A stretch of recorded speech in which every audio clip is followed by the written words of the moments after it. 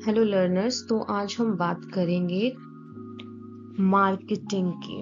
Okay, ये topic जो है हमारा +2 में भी आता है, बिजनेस स्टडीज में। और ये ग्रेजुएशन और पोस्ट ग्रेजुएट जो स्टूडेंट्स कर रहे हैं उनके लिए भी हेल्पफुल है, या फिर किसी कॉम्पिटिटिव एग्जाम की तैयारी कर रहे हैं तो उसमें भी ये टॉपिक हमारा इम्पोर्टेंट है। तो चलिए स्टार्ट करते हैं। तो सबसे पहले हम बात करेंगे बेसिस ऑफ मार्केटिंग। तो मार्केटिंग किस पे बेस है? मार्केटिंग बेस है कस्टमर की नीड्स पे और कस्टमर की सेटिस्फेक्शन पे। मेन जो आइडिया होता है वो मार्केटिंग का, कि वो प्रोड्यूस करे, वो प्रोडक्ट बनाए जिससे जो कस्टमर चाहते हैं, ना कि वो जो हम सेल करना चाहते हैं। ठीक है, क्योंकि बिजनेस अर्न्स प्रॉफिट। एक बिजनेस तभी प्रॉफिट अर्न करेगा जब जो कस्टमर है, जो कंज्यूमर्स हैं, वो सेटिस्फाई होंगे। ठीक है, अदरवाइज अगर कोई सेटिस्फाई नहीं होगा तो वो कंज्यूमर्स प्रोडक्ट ही बाय नहीं करेगा, तो फिर उस चीज का कोई फायदा नहीं है। ठीक है, तो हमारा जो प्रोडक्ट है वो सेटिस्फाइड होना चाहिए इनके द्वारा, कंज्यूमर्स के द्वारा। इनके रियल लाइफ एग्जांपल्स की अगर हम बात करें तो जैसे कि आजकल जोमेटो और स्विगी है, वो रेगुलरली कुछ ना कुछ न्यू डिशेस, फास्टर डिलीवरी के आइडियाज, डिस्काउंट ऑफर करते रहते हैं। ठीक है, क्यों करते हैं? क्योंकि कंज्यूमर्स को क्या मिलता है उससे? एक वैरायटी मिलती है। ठीक है, ऑफर्स वो देखते हैं, वो मार्केटिंग कर रहे हैं जिससे वो अट्रैक्ट होते हैं और फिर वो जो प्रोडक्ट है वो परचेज करते हैं। अगर कस्टमर अनहैप्पी है तो वो किसी और ऐप पे स्विच हो जाएंगे। ठीक है, तो फिर इससे क्या होता है, जो मार्केटिंग है वो कस्टमर से ही स्टार्ट होती है। तो अब हम बात करेंगे meaning of market. A market does not mean only a physical place. ठीक है, मार्केट का मतलब सिर्फ एक फिजिकल प्लेस नहीं है। ठीक है, it means buyers of a product और सर्विस। मार्केट एग्जिस्ट करती है कब? पीपल की जो नीड्स और वांट्स होगी तब। ठीक है, अगर पीपल की नीड्स ही नहीं है, वांट्स ही नहीं है, तो वो प्रोडक्ट ही क्यों परचेज करेंगे? तो पीपल की नीड होनी चाहिए, उनकी वांट होनी चाहिए। फिर उसके बाद दे हैव परचेजिंग पावर। उनकी परचेजिंग पावर होनी चाहिए, जो उन्हें चाहिए वो उन्हें खरीदना भी चाहते हो। And then they have willingness to buy, मतलब कि उन्हें खरीदना है, उनकी मर्जी है या नहीं है, वो पे करना चाहते हैं किसी प्रोडक्ट के लिए या नहीं चाहते हैं। तो वो हो गई विलिंगनेस। इसके रियल लाइफ एग्जांपल्स में रहेंगे ऑनलाइन मार्केट जैसे कि अमेजन, फ्लिपकार्ट। फिजिकल मार्केट की अगर हम बात करें तो लोकल वेजिटेबल मंडी। या फिर सर्विस की बात करें, सर्विस मार्केटिंग, जो सर्विसेज प्रोवाइड करती है जो इनटेंजिबल होती है, जैसे कि coaching centres, salon, gym. Even Instagram जो सेलर्स हैं वो भी एक मार्केट है।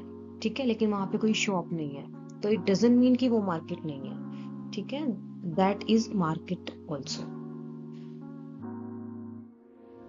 अब हमने देख लिया कि मार्केट क्या है, मार्केटिंग क्या है। अब बात करेंगे कस्टमर की। तो कस्टमर कौन है? कस्टमर वो पर्सन है जो खरीदता है, किसको? गुड्स को या फिर सर्विसेज को। और जो कस्टमर है वो मार्केटिंग का इम्पोर्टेंट एलिमेंट है। तो यहाँ पे एक लाइन ऐड कर सकते हैं, customer is the king. Real life examples की अगर हम बात करें तो जैसे जियो है, तो low cost data plans provide करते हैं क्योंकि कस्टमर्स को क्या चाहिए? Cheap internet. डोमिनोज है, वो प्रॉमिस करता है 30 मिनट डिलीवरी। ठीक है, क्यों? क्योंकि कस्टमर्स को चाहिए फास्ट सर्विस। तो कस्टमर्स अगर अनहैप्पी हैं तो वो बाय करना स्टॉप कर देंगे और उससे हमारा बिजनेस क्या है, वो हो जाएगा हमारा फेल। तो जब भी आप एग्जाम में ऐसे लिखते हैं तो आप एक या दो एग्जाम्पल्स ऐड कर सकते हैं जिससे आपका जो आंसर है वो थोड़ा सा इंटरेक्टिव लगता है। ठीक है, नाउ हु इज मार्केटर? तो मार्केटर कौन है? मार्केटर इज अ पर्सन या फिर ऑर्गेनाइजेशन जो क्या करता है, कस्टमर की नीड्स को आइडेंटिफाई करके उनके अकॉर्डिंग प्रोडक्ट डिजाइन करता है, फिर उसे प्रमोट करता है, फिर उसे सेल करता है और कस्टमर रिलेशनशिप को मेंटेन रखता है, जिसे हम आफ्टर सेल सर्विस भी कहते हैं। अगर हम एग्जाम्पल की बात करें तो जो एप्पल है वो सिर्फ फोन नहीं बना रहे, वो क्या सेल कर रहे हैं? स्टेटस, डिजाइन, और क्या सेल कर रहे हैं? एक्सपीरियंस। अगर हम अमूल की बात करें, कितनी क्रिएटिव एड्स आपने देखी होंगी ना, जैसे कि आप यूट्यूब है या फिर कोई भी एडवर्टीजमेंट आपने देखी है अमूल की, एनिमेटेड से चलती है, तो क्रिएटिव एड्स किस लिए?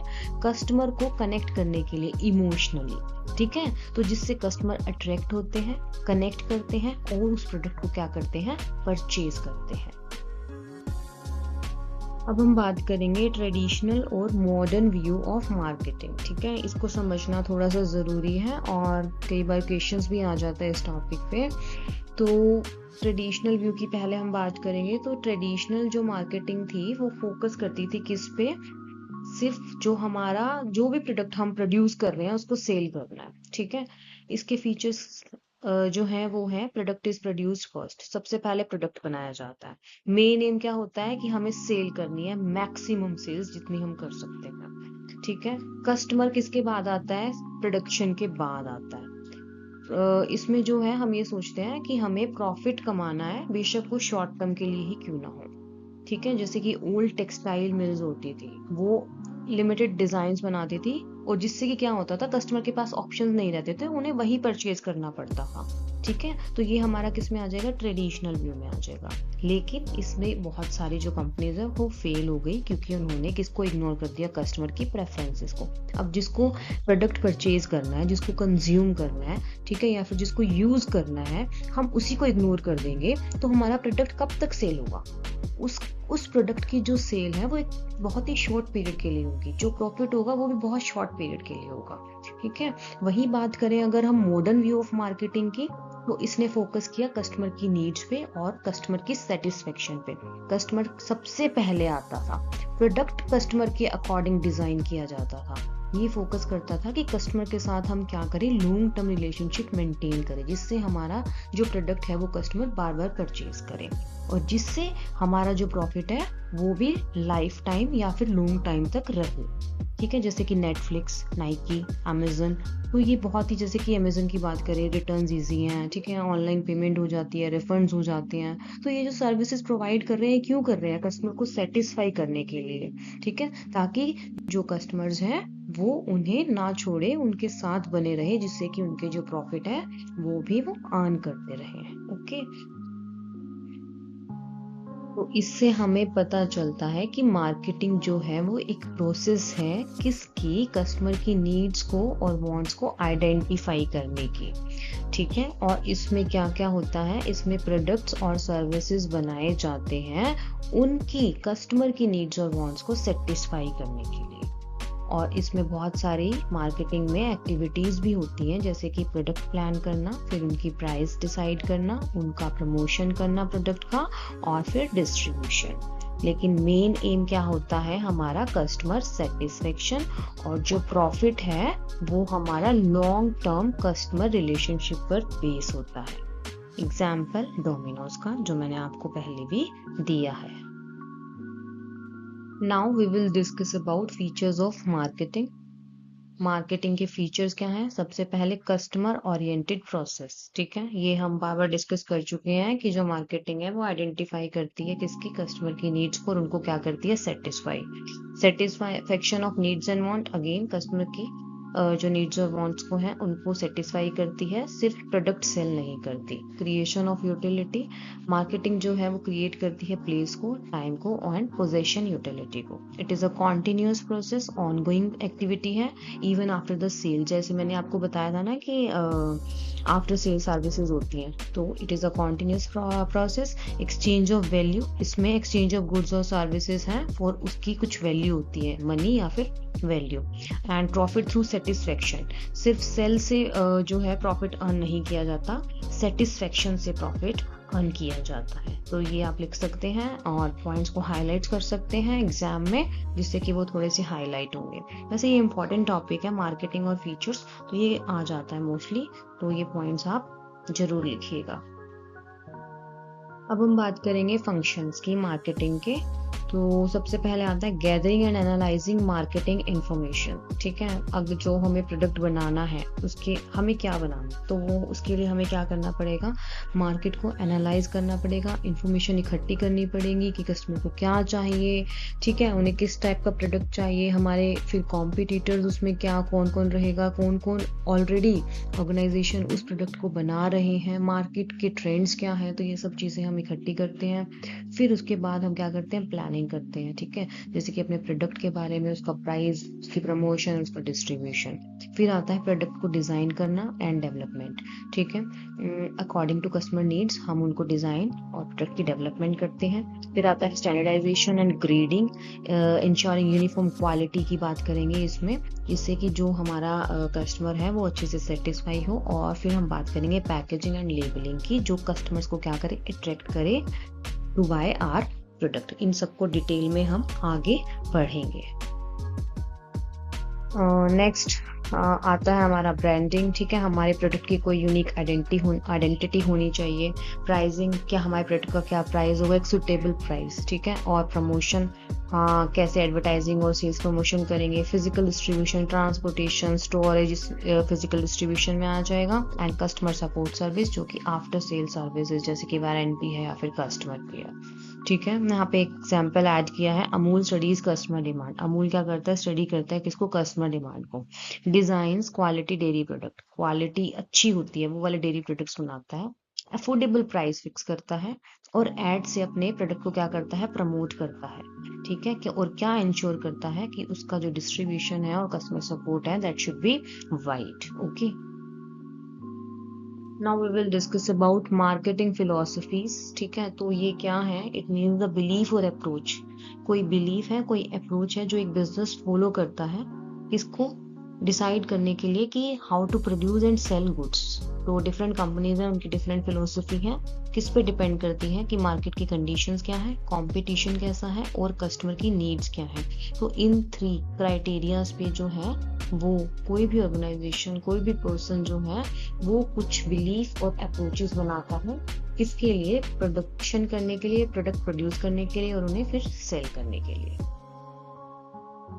अब हम बात करेंगे प्रोडक्शन कंसेप्ट की। तो इसमें क्या होता है, इस फिलॉसफी में ये बिलीव किया जाता है कि जो कस्टमर है वो उन्हीं प्रोडक्ट्स को प्रेफर करेंगे जो उन्हें इजीली अवेलेबल मिल जाए आसानी से और कम प्राइसेस में मिल जाए, ठीक है। तो इस कॉन्सेप्ट के अकॉर्डिंग जो इसका फोकस रहेगा वो बहुत लार्ज स्केल प्रोडक्शन पे रहेगा, कॉस्टिंग हमारी कम आए और ज्यादा से ज्यादा लोगों को मिल पाए। और ये कब यूज किया जाता है, जब डिमांड ज्यादा होती है सप्लाई से या फिर डेवलपिंग मार्केट में। और एग्जाम्पल की अगर बात करें, जैसे कि लोकल ब्रेड या फिर मिल्क, तो ये सिर्फ क्वांटिटी पे फोकस करता है। या फिर पहले मारुति सुजुकी जो थी वो producing affordable cars for masses, और इसकी लिमिटेशन क्या है, ये जो है कस्टमर प्रेफरेंसेस को और क्वालिटी को क्या करता है, इग्नोर करता है। तो ये एक इम्पॉर्टेंट कॉन्सेप्ट है जिसके बारे में आपको नॉलेज होनी चाहिए।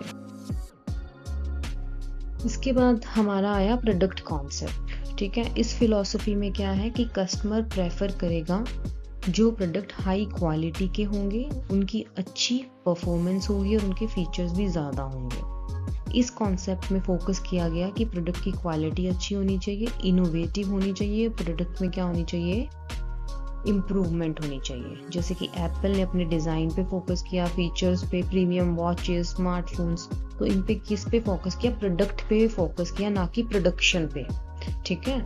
इसकी लिमिटेशन क्या है, इसमें प्राइजेस को है वो अफोर्डेबल नहीं होते हैं, ठीक है, और एक्चुअल कस्टमर की नीड्स को भी इसमें क्या किया जाता है, इग्नोर किया जाता है। फिर आया हमारा सेलिंग कॉन्सेप्ट। इसमें क्या होता है, दिस फिलॉसफी बिलीव्स कि कस्टमर परचेज नहीं करेगा जब तक उसे परसुएट नहीं किया जाएगा, ठीक है। तो इसमें फोकस रहता है हमारा एग्रेसिव सेलिंग पे। बहुत प्रमोशंस होती हैं, एडवर्टाइजिंग होती है, तो हैवी प्रमोशन एंड एडवर्टाइजिंग, जैसे कि insurance agents, door to door sales, clearance sales, वो किस लिए की जाती है, कस्टमर को एक्टिव करने के लिए, ठीक है। और इसकी लिमिटेशंस क्या है, इसका फोकस सिर्फ सेल पे रहेगा, ना कि सेटिस्फेक्शन पे, और नो लॉन्ग टर्म रिलेशनशिप। फिर आया मार्केटिंग कॉन्सेप्ट, तो ठीक है, सबसे पहले प्रोडक्शन, फिर प्रोडक्ट, फिर selling, now marketing. This philosophy believes that customer satisfaction, इसमें सबसे जो था हमारा मेन एम, मेन पॉइंट वो है कि कस्टमर जो है वो सेटिस्फाई होना चाहिए अगर हमें सक्सेस चाहिए। तो इसमें फोकस किया जाता था कस्टमर पे, कस्टमर को क्या चाहिए, ठीक है, और वही प्रोडक्ट बनाया जाता था जो कस्टमर को चाहिए। इससे क्या होता था, लॉन्ग टर्म रिलेशनशिप मेंटेन रहती थी, जिनसे उनका प्रॉफिट भी लॉन्ग टर्म के लिए हो जाता था, जैसे कि अमेजन, जोमेटो। ठीक है, इन दोनों एग्जांपल्स के बारे में हमने पीछे डिस्कस भी किया है, और इसकी एडवांटेजेस क्या है कि ये जो है कस्टमर ओरिएंटेड होता है एंड लॉन्ग टर्म प्रॉफिटेबिलिटी। और लास्ट में आता है हमारा सोशल मार्केटिंग कॉन्सेप्ट। इसकी फिलॉसफी क्या है, ये फोकस करता है कस्टमर सेटिस्फेक्शन पे, इसके साथ सोशल वेलफेयर के साथ। ठीक है, सोसाइटी के या फिर सोशल वेलफेयर के साथ इसमें फोकस रहता है कि कस्टमर को क्या चाहिए, कंपनी का प्रॉफिट भी और साथ के साथ सोसाइटी की वेलबींग भी। जैसे कि पतंजलि, वो प्रमोट करती है नेचुरल प्रोडक्ट्स को, जैसे कि कैंपेन होते हैं, स्वच्छ भारत अभियान हो गया या फिर कुछ और कैंपेन हो गए, शिक्षा से रिलेटेड या फिर किसी और चीज से रिलेटेड।